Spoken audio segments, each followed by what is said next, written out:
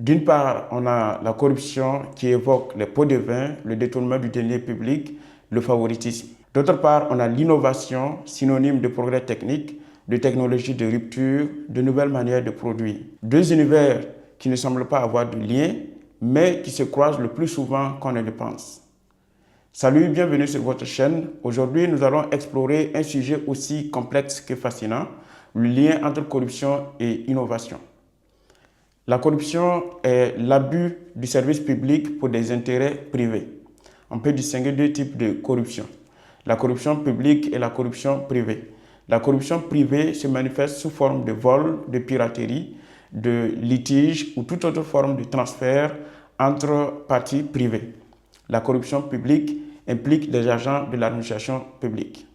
Quand on parle généralement de corruption, il s'agit de cette forme de corruption car elle est la plus néfaste et la plus nuisible pour l'économie.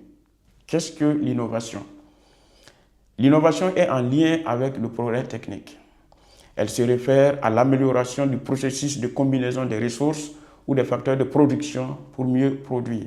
Selon Joseph Schumpeter, né en 1883 comme John Maynard Keynes, dans son livre intitulé « La théorie de l'évolution économique », le moteur du système capitaliste, c'est l'innovation et le progrès technique à travers le phénomène de destruction créatrice. Le phénomène de destruction créatrice signifie que le nouveau produit naît à côté de l'ancien, le concurrence et le fait disparaître. C'est l'exemple des audios numériques qui ont fait disparaître les CD. Le phénomène de destruction créatrice est à l'origine des cycles économiques avec des périodes de forte croissance, notamment lorsque l'innovation est à flot, et des périodes de faible croissance, voire de récession. L'innovation est donc le moteur de la croissance économique et l'entrepreneur est l'acteur fondamental de la dynamique économique à travers son innovation qui impulse la production d'un point de vue qualitatif et quantitatif.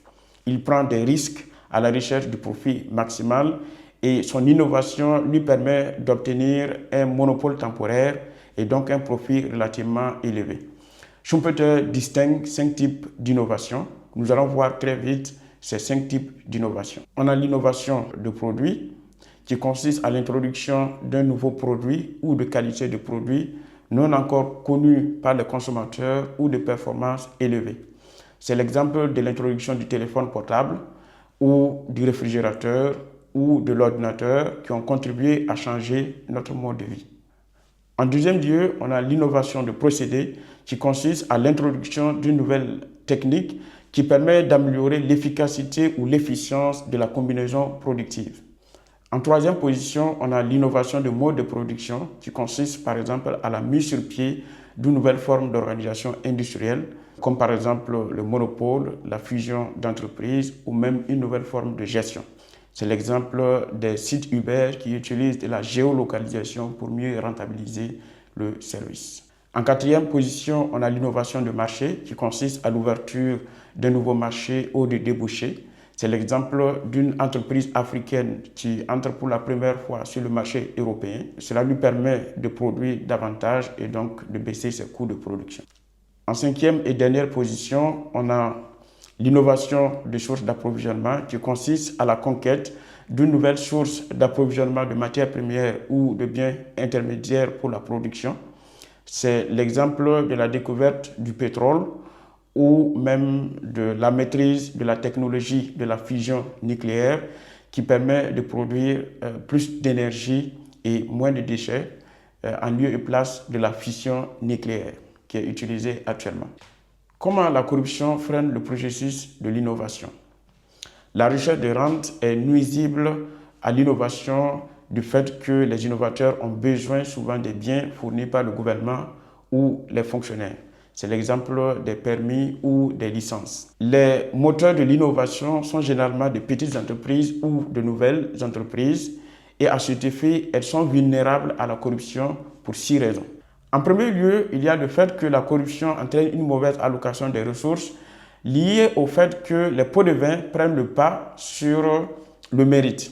Quand les décisions sont prises sur la base du montant de pots de vin payés, du népotisme, du favoritisme, alors les ressources, notamment les financements, les contrats, les talents sont alloués aux moins innovants ou aux moins qualifiés.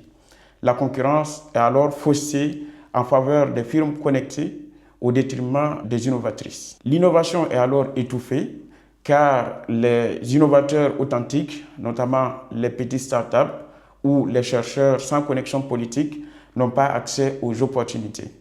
Alors que les entreprises innovantes, qui sont généralement des petites ou de nouvelles entreprises, n'ont pas encore eu le temps d'établir de lobby ou de connexion avec le gouvernement.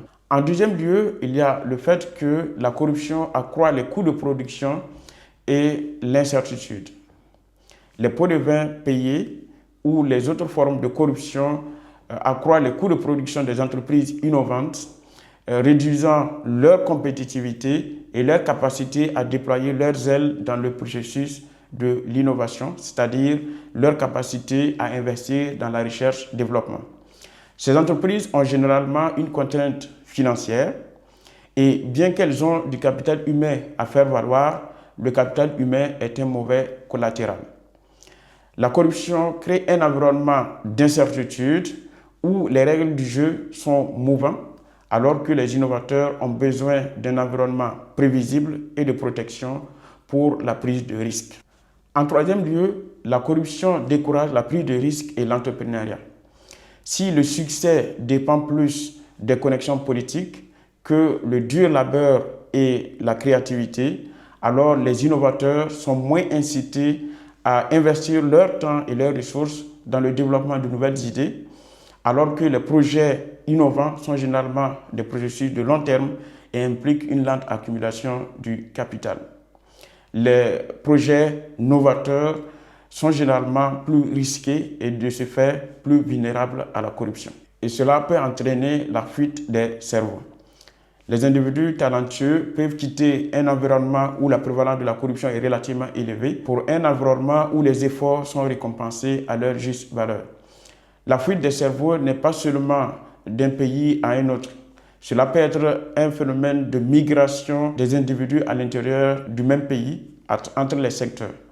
C'est-à-dire que si les règles du jeu sont telles que la recherche de rente est beaucoup plus rentable que l'entrepreneuriat et la créativité, les individus talentueux vont migrer vers le secteur de recherche de rente au détriment du secteur productif et cela est problématique pour la croissance économique et le développement. Le quatrième élément est que la corruption peut porter atteinte aux droits de propriété. Dans les systèmes où la prévalence de la corruption est relativement importante, les droits de propriété ne sont pas toujours bien protégés.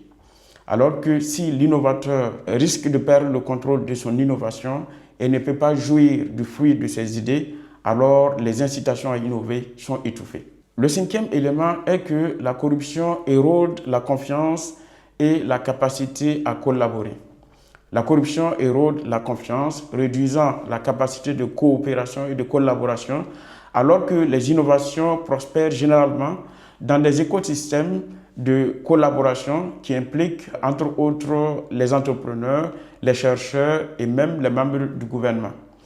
Les investisseurs étrangers seront également moins incités à investir dans l'innovation dans des environnements où la prévalence de la corruption est relativement élevée, par peur d'un traitement inéquitable ou de perdre le fruit de leur innovation.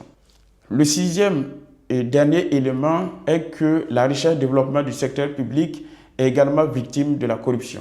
La corruption détourne les fonds destinés à l'éducation, à la recherche et au développement des infrastructures d'innovation pour le bien de tous. L'autre élément est que les subventions publiques pourront être utilisées pour des entreprises connectées au détriment de celles dont les innovations sont tournées vers le futur. C'est-à-dire que la corruption peut contribuer à fausser la décision publique. En conclusion, il faut dire que l'innovation nécessite un environnement stable, équitable et transparent où les idées peuvent se développer sur la base du mérite et non de la connexion politique. La corruption introduit des biais et de l'inefficience dans le processus d'innovation. Mais retenez que la corruption est une institution et comme toute institution, elle peut être changée par la prise de conscience, de la connaissance et de l'action de tous. Il faut donc mettre l'innovation au service de la lutte contre la corruption. Merci d'avoir regardé cette vidéo. Si le sujet vous a intéressé, alors likez, commentez et abonnez-vous et dites-moi ce que vous pensez. Est-ce que vous avez déjà vu la corruption freiner le développement d'une bonne idée? Vos réponses en commentaire.